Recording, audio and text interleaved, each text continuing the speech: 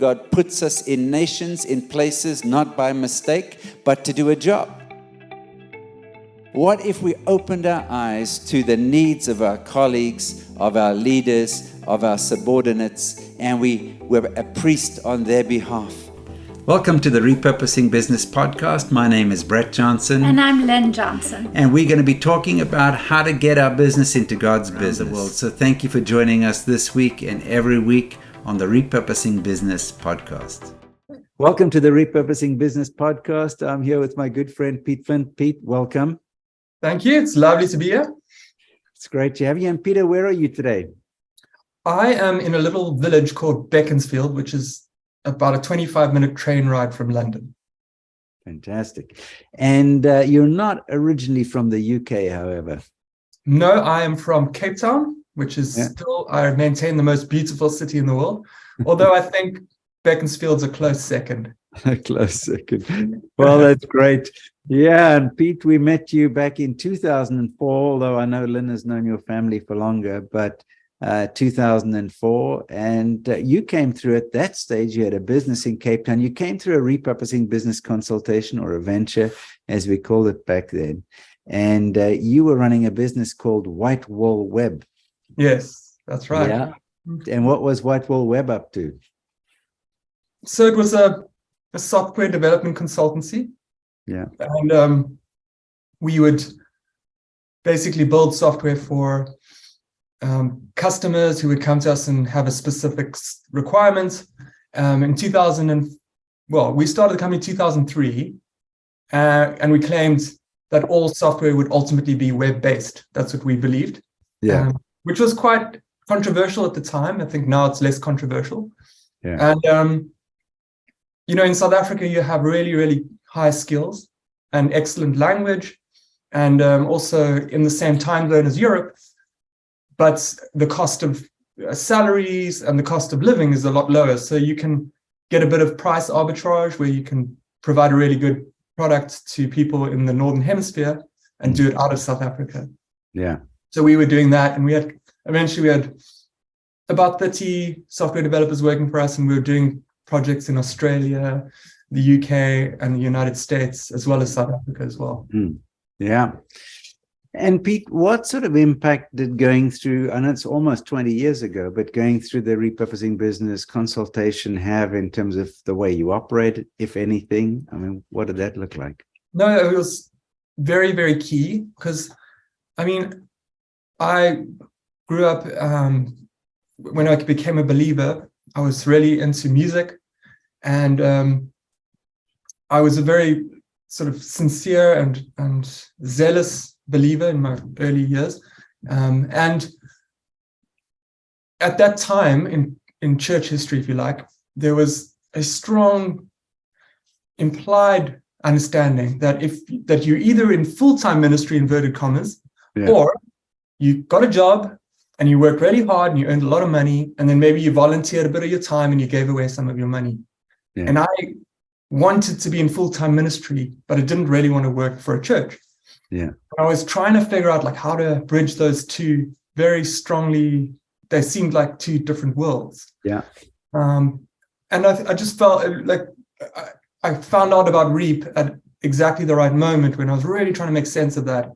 And I did this venture, and I met all these people who had been thinking about the same problem, perhaps using different language, but essentially the same issue. And it was a real answer to me of okay, there is this third way, or maybe actually just the original way, which is that our whole life is ministry. Yeah. And so you've got to figure out what's the name of your book about that?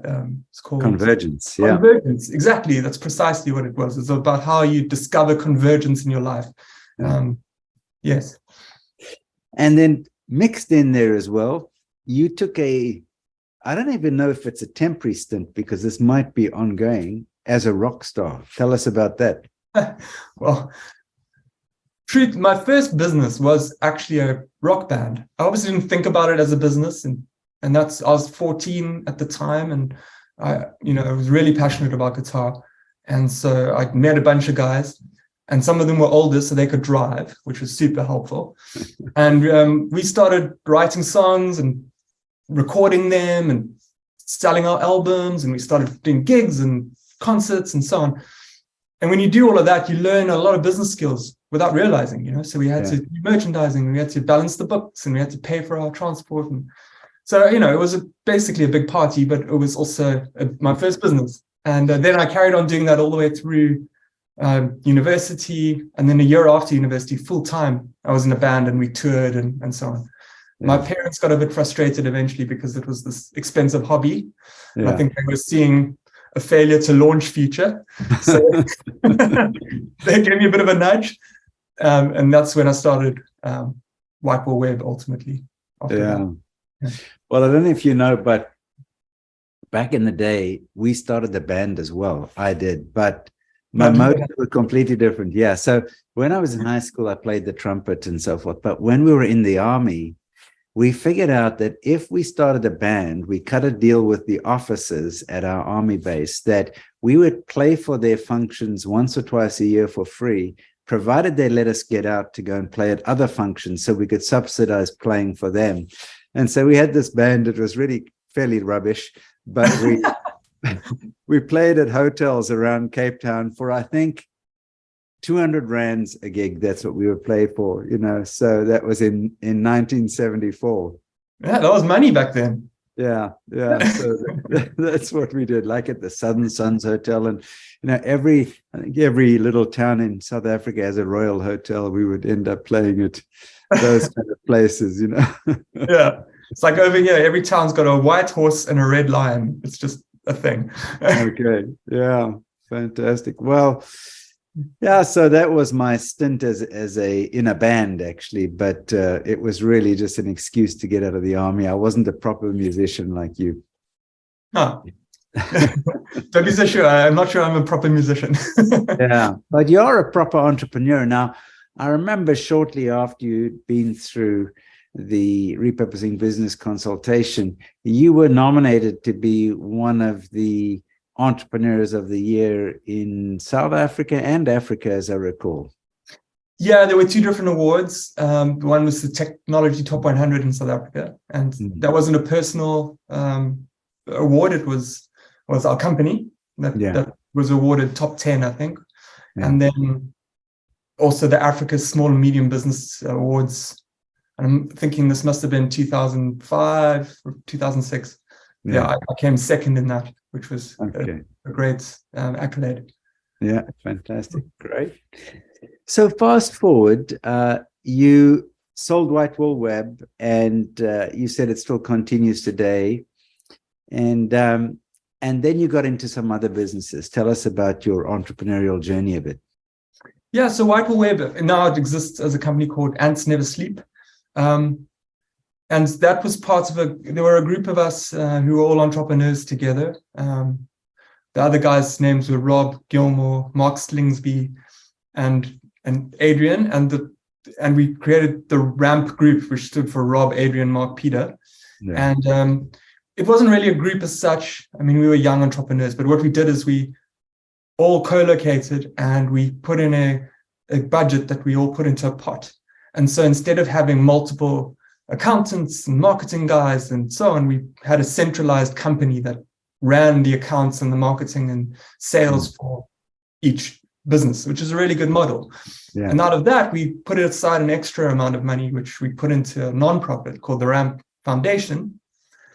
And from the RAMP Foundation, we created something called the Net Profits Conference, which was a free tech conference. And it actually became the biggest tech conference in Africa for a period of time. Yeah. And I mean, we were like in our 20s, so we didn't know what we were doing, but I mean, it just worked. And we got all these guys from all over the world to come and fly and speak at our conference, and thousands of people came. It was really quite amazing. And then we raised a lot of money in our foundation, which we then donated to people who had gotten to their second year of tertiary education and couldn't afford to finish. Yeah. So then we found these people who just needed to pay for their final year. And we thought that was a really good investment. And we did that. And so quite a number of people managed to finish their tertiary education because we were able to donate them the money. So it was a really amazing time of doing all of this. But sometime during around 2010, I was really starting to get a niggle from the Lord, I believe, that I needed to move on. And it was puzzling because I started to develop this personal slogan, which is have fun, make money, do something good.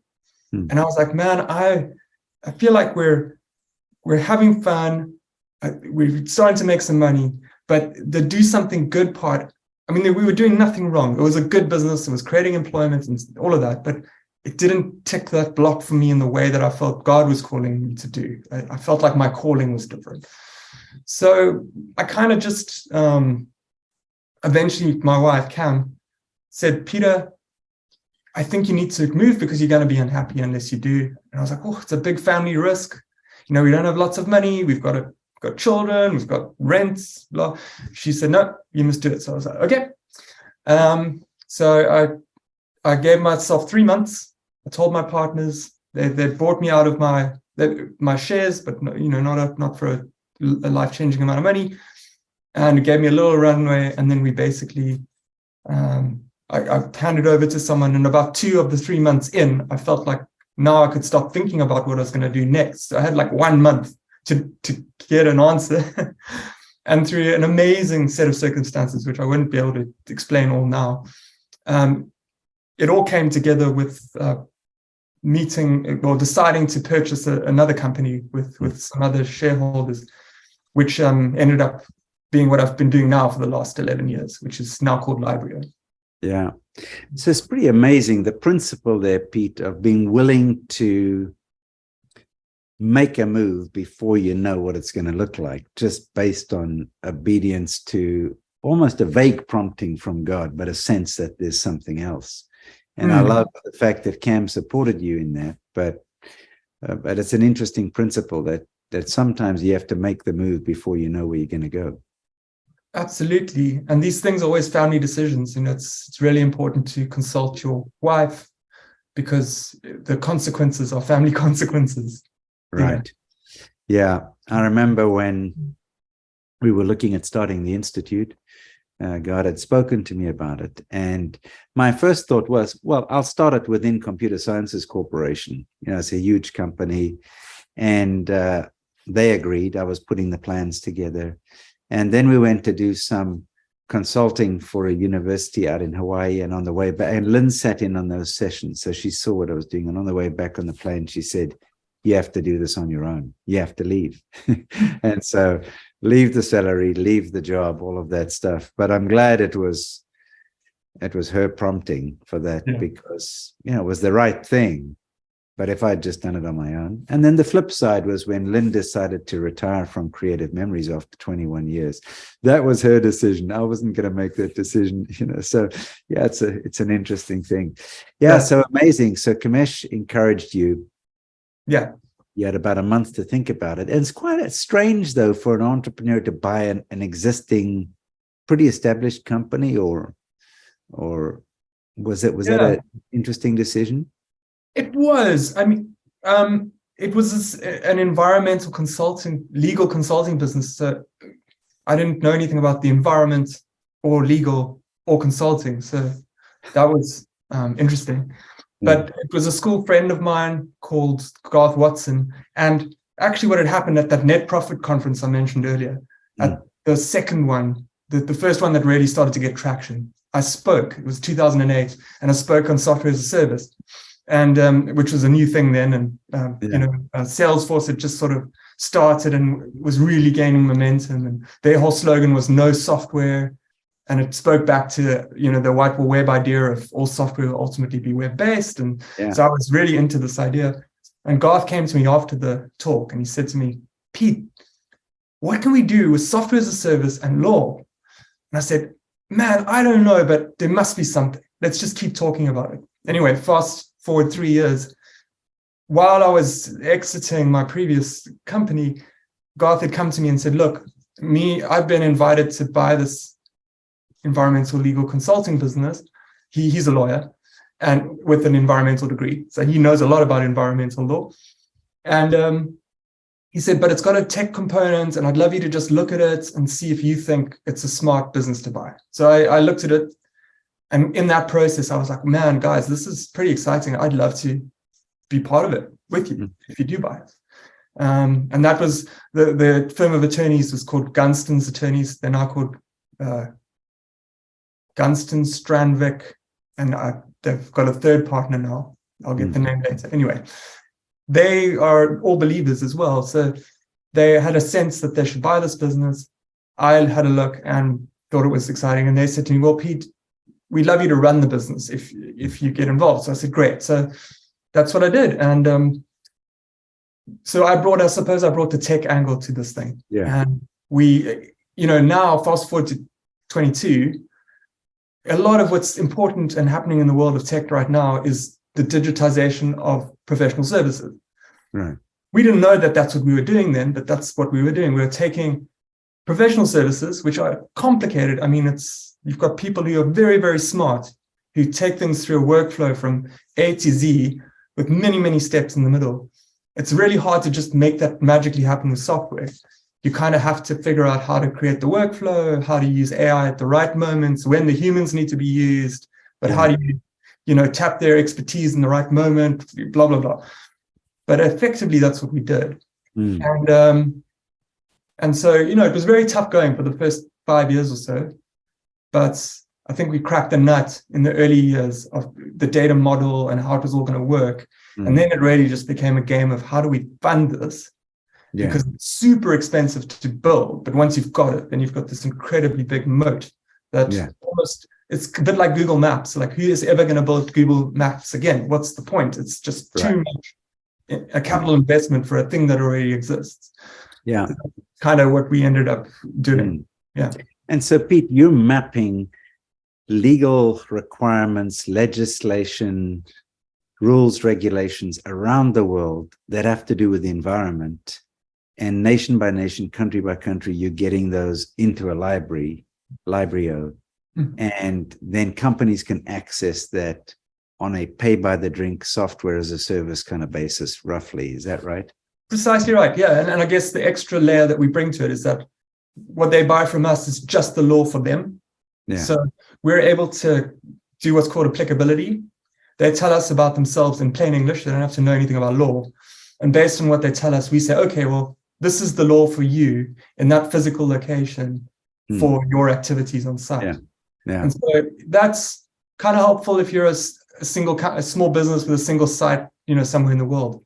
But if you're a huge corporation and you're in 30 countries and you've got 700 sites and they're in, 400 cities, it's almost an impossible thing to know. Right. And we don't just do environment anymore. We extended from environment only to environment and health and safety. Yeah. And increasingly, we're doing ESG, so the full length of environment, social, and governance topics. Yeah. And just another layer that people really don't appreciate, I didn't appreciate, is that laws are made at a supranational level, like you've got the European Union, it sits above the country. Then you've got national level or federal, like the United States. And then it goes province and state, county, district, city, and municipality. Right. Now, the United States has got 19,000 cities. Yeah. And every city can make its own laws. So it can make its own waste or air laws. Right. So if you are a Walmart or a Starbucks and you're in every, like 4,000 cities, you potentially have 4,000 different sets of laws that you have to comply with. And so what we really said about doing was making that cross-comparable. So you can say like, hey, this is the thing you have to comply with, but what does that mean if you're in New York versus in San Francisco versus in Texas, Austin, etc. So that's the project. I mean, what it essentially requires us to do is write something like a web crawler that goes and fetches regulations from all of these sources around the world. Then it has to ingest them into our data set, recompile them into cross-comparable data sets that's in the same structure, and then append all sorts of metadata to it in such a way that when you tell me about you do your applicability, I can tell you back, well, then this is what you need to know. Yeah. And then to make matters worse, these laws change constantly. Right. And they don't just change like as an edit. There might be new laws might get repealed, or laws might get edited. So we have to constantly track change, tell people, hey, this changed, and therefore it's got these implications for you. Yeah. Yeah. So it makes online dating look like a walk in the park, right? Yeah, and a lot more fun. I mean, law, hey? gosh, I thought I was a rock star. Now I'm helping people comply. What am I doing? Yeah. But the costs of non-compliance are huge for companies, right? I mean, companies can put out of business and get slapped with fines, and I mean, this is a big concern. If you're a CEO of a company and you're in any number of industries, that can be a concern for you. Yeah, I mean, I think it was 2 or 3 years ago now. There was a study done at the time, and the data said that it's 2.7 times as expensive to not comply and get fined than to pay the money it takes to comply. Yeah. So it's just like a very bad business decision to say, oh, well, compliance is, let's just see what fines come to us. Or let's get fined first and then we'll remedy it. And I think that number is changing more and more and more as the world becomes, like there's more regulation, but also people are caring a lot more about enforcement now because the world is very interested in environment, social, and governance, as it should be. Yeah, I'd love to go down the ESG rabbit hole with you because I think it's an area that's up for definition and up for misdefinition and so on. I mean, it's a strategic area for investing, for social action, for all sorts of things. But I'm going to park that for a moment and just take you back to August 2016. So in August 2016, I was spending some time in South Africa, and you approached me and you said, look, we've got this company together. We've got yourself, and then Garth and Malcolm at that time had come into the picture. Yeah. And we spent some workshops looking at three or four things, in fact. One was purpose, the other was foundational principles for the business, and then governance. And the fourth leg, if you like, was what are going to be some of the gotchas as the three of you work together as partners, and because you're wired differently, you have different priorities and modus operandi. For example, you're a bit like Elon Musk, where you think you used to think you had to work 24 hours a day, 7 days a week. I'm overstating it, but maybe some others wanted to get in a bike ride or a mountain climb or something like that. So just, not to characterize it too much, but we talked. Don't work. So we talked about first about your purpose and then foundational principles. And just, the exercise was to uncover what you guys had as a set of core beliefs about these things, about how a business should be run based on the foundational principles you felt were important. And I know you started the process of documenting those and so on. How were those helpful to you? Because this was some years ago. How did those come into everyday decisions? I mean, sometimes people can just, write a manifesto or have a slogan or a tagline or something, and it doesn't really mean much. Other times it can make a difference. What was it in your case? Yeah, it's so good. You always get told, like Entrepreneur 101, you need a mission and a purpose. And what the hell is that? I mean, I think we spend more time sort of trying to decide what the difference between mission, purpose, values, vision is than figuring out what ours were. And in the end, a lot of them can just feel like they're not worth the paper they're written on because it's words on a wall. I mean, a little bit about Garth, Malk, and myself. We're three very different people. I mean, we're similar in many ways, but we're different in other ways. And one of them is our church background, because we all came to this as believers. Garth and I were at the same church, same high school. We had very similar background. And Mark grew up Catholic.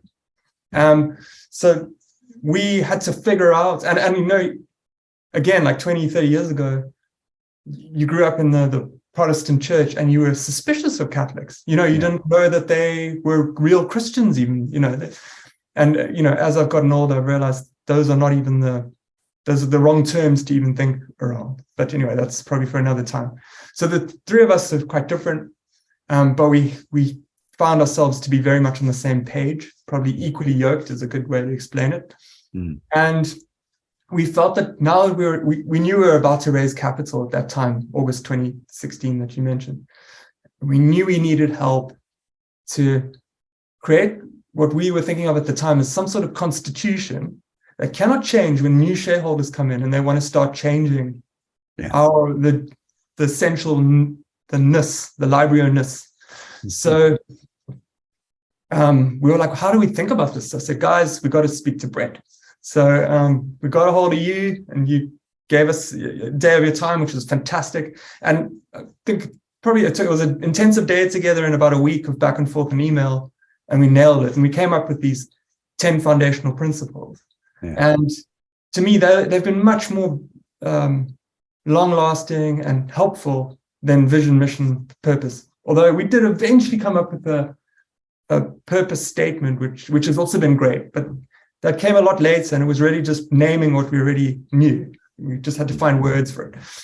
So anyway, we came up with 10 foundational principles, and don't ask me what they are, because 10 is too many to remember, but we do use them all the time. So every employee that we ever hire, the last interview, we take them through the foundational principles, and we basically say to them, this is the culture you're joining, and if you don't like this, you should not join the company. Yeah. And we do the same with our investors. We've done the same with our investors. So all of our investors are fully aware of our foundational principles. And now we'll get to that we've recently been acquired, but the acquirer also saw the foundational principles, and it's been a very, very substantial part in our conversations about how we integrate well, mapping our foundational principles to their values and so on. And all credit to them, they've been very amazing about that. Yeah. But having those foundational principles there as this immovable constitution. I mean, I remember at one point a marketing agency wanted to work with us, and they asked us, explain what you're about. So we showed them the foundational principles, and they wanted to edit them. They said, you cannot have some of this stuff in the public domain because it's just not like sort of culturally acceptable and so on. And we said, well, guys, now we know you're not the right agency for us, because this is essentially our constitution. It is never changing.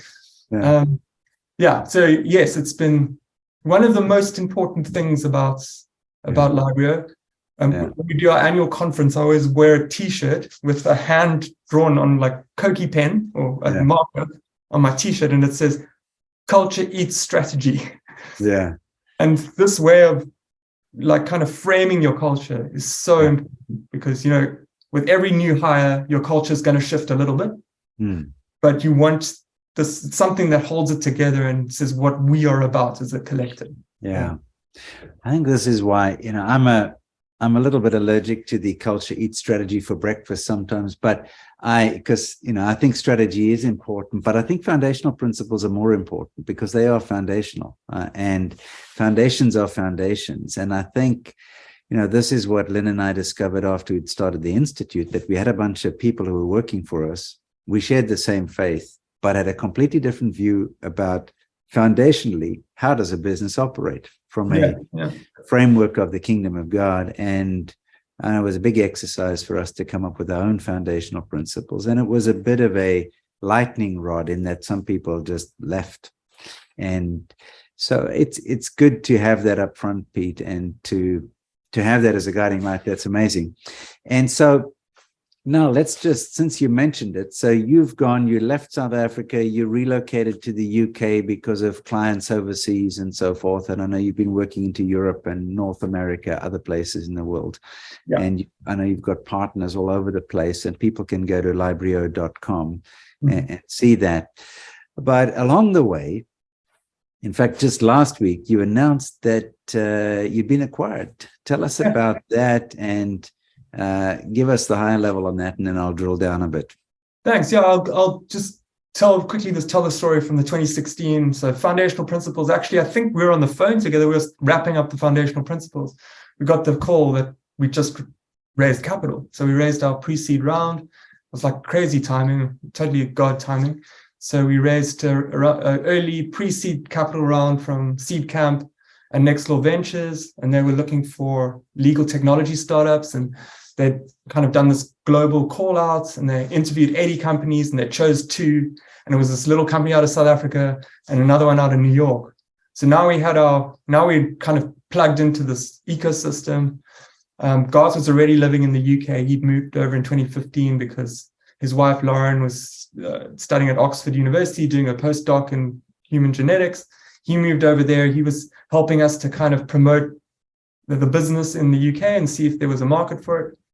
And that started a crazy journey. I mean, at one point, I think 2017, 2018, I was literally commuting to London. I would fly on a Monday, on a Sunday night, work the week, and then I'd fly back on the Friday nights and be back home in Cape Town on the Saturday. And I did that a month for about 18 months. It was quite crazy. And between the three of us, we were all over the world. Malcolm was constantly fundraising because he has a financial background, and he became the fundraising guy out of the three of us, although Garth and I helped out a bit. And we were, hustling hard to make sales and so on. And also the tech side was extremely hard. We had to we were actually essentially implementing tech that would get discovered or developed for the first time, and then we'd implement it immediately because we needed it. And especially as we pushed into natural language processing and artificial intelligence and stuff, which we're using now to quite an extent. Yeah. Anyway, long story short, we got to the point where we had ingested law for about 80 countries around the world, probably between 600 and 700 jurisdictions now. We're sitting on a really big data set that we continue to mine. But we were capital constrained because what we do is really, really expensive at first. And then once you've got it, you can sell it over and over again. To me, it's a lot like building a skyscraper. It's like so expensive to lay those deep foundations, build the really high building. But once you've got the building, you just rent the rooms, for a very, very long time. So we realized we needed capital. We needed distribution because these large corporations are scared to buy from a little startup that's not very capitalized. Right. And we needed to raise capital as well. So an acquisition started to make a lot of sense. We went through a really hard time in 2021, which I can go into a bit more if you like. But the short story is we had to make about 30 people redundant. It's probably like one of the hardest things we've ever been through. And the three of us found it really hard. And, trying to stick to our foundational principles, one of which is generosity, another one's household. And you're trying to, be a household who's generous in a moment where you've got to make 30 people who you love and care about redundant. It was extremely hard. But again, those foundational principles held us there and told us, if you're going to do this, you got to do it this way. Yeah. And I think we did well through that. Anyway, we got to, we basically were Malcolm was headhunted by someone at ERM who wanted to hire him because he has a history of ESG. He wrote the preamble to the South African Pension Act, which embodies ESG principles into it. And they approached him to hire him. He's also a fellow on the Cambridge Sustainability Institute, and he lectures there and so on. So ERM approached him. ERM is the world's largest pure play sustainability consultancy. They've got 7,500 employees, approximately 600 partners, really, really big consultancy, some of the biggest customers in the world, and an amazing company with a beautiful history. They approached him and he said, look, I'll take the interview, but I'm going to take it so I can tell you about Libryo. And that started a journey where he got referred to the mergers and acquisitions department. We started meeting with them, and it took about a year of conversations. We ended up having two offers, ERM and another. We just loved ERM's culture and what they stand for, and we saw them as a clear home for Libryo. And then we went to very intensive due diligence, and the due diligence was much more than I would have ever expected, honestly. I mean, you get told, it's a bit like if you build a project at your house and someone says it's going to be 6 months. So in your head, you're like, yeah, it's going to be 12 months. And then they say, and it's going to cost X. And you go, yeah, X times 2. And then it's X times 3, and it's a year and a half. It was a bit like that. Yeah. But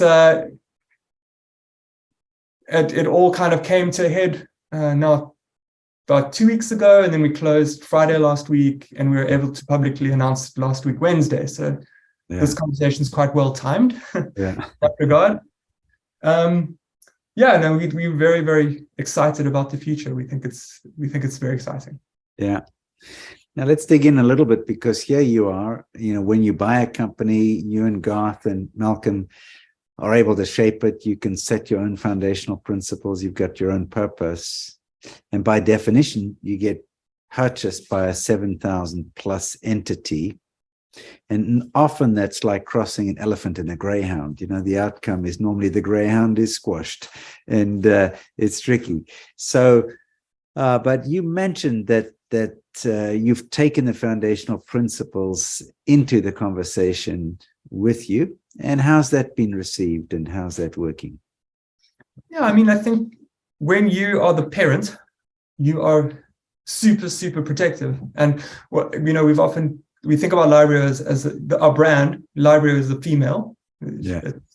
She has feminine qualities, and when we describe her, we speak of her as a female. And we said that this does feel like a marriage. Yeah. But we also therefore feel like parents who are deciding to give our daughter away in marriage. We want to be satisfied that the groom is the right man for her. Yeah. And so we were skeptical, we were careful, but at the moment we are delighted, fully aware. You don't know what you don't know. So we're going to find out. But so far it's been great. We also always said that we are merely stewards. We do not own this business. It's not ours. It doesn't belong to us. It belongs to God. And we are the stewards for this period. And when the time comes where we are no longer the best people to take this business to the next level, we should be willing to hand it over. And that's what this has felt like. But that said, we're not hands off now, because we're becoming partners of ERM. Yeah. We're still running the business within ERM. Yeah. There's a fourth person who's joining our management team, who's actually my boss. This is the first time I've had a boss in literally 30 years. So that's also personally going to be an interesting journey. And so far we've found that the people of ERM and the guys that we're working closely are very much aligned. We're culturally very similar. We're going to have to learn a lot about corporate bureaucracy in a positive sense, because it's necessary. And we need to listen with 2 ears and speak with one mouth for a couple of months and really figure out the new normal for us.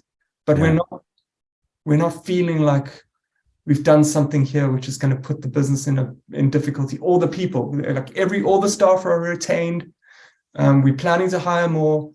We've got lots of amazing customer prospects. There's a lot of excitement from ERM's side about the business and the potential. So we think that desire to have distribution capital and subject matter expertise, which they have an incredible amount of, is really, really matches us very well. Yeah. Peter, I love your approach towards stewardship. And in many respects, if you go through the Standards and Legal, Libryo, and now the acquisition by ERM, I mean, if you view an entity as being God's entity, I found in principle that he has the prerogative to shift it to different stewards in different seasons of its life, or add other stewards into the mix. It's not that one always disappears, but there's a layering of stewards that can take something to a next level. And I think it's really important for entrepreneurs to understand. Otherwise, you say, this is my identity, this is who I am. I'm not going to sell out to the man. I'm going to not sell out to an institution. By definition, that's bad. Entrepreneurship is better. I think if your identity is wrapped up too much in your role as an entrepreneur versus what you want to accomplish, then you can mess that thing up. And so you feel that you can better accomplish the results that you're after through the association with ERM. Exactly right. I mean, I alluded to our purpose statement, which is ensuring that everyone knows what to do for a just and sustainable world. Yeah. Everyone is quite a big number. It's like a lot of people. Justice and sustainability is two fairly large ideas. Yeah. So, to think that a company with 30 odd people and a couple of $1 million of funding can do that on its own, it's not going to happen. Yeah. So, ERM now gives us like the firepower we need to actually achieve that outcome with all of these people who've got this amazing knowledge. Yeah. And back to your foundational principles, your constitution, as you call it. So your constitution has remained intact, has it? Yes. It hasn't changed, and our management meetings have stayed the same, which includes a word of prayer at the beginning of every meeting and so on. So Yeah. it's good. I do feel like our culture will remain intact. Yeah. That's amazing. So Pete, chat to me a little bit just as we wrap up over here in terms of advice for entrepreneurs who are at the different stages that you've been at over time, in terms of being able to lay a foundation that will be able to take them broad. What bits of advice would you have? Oh,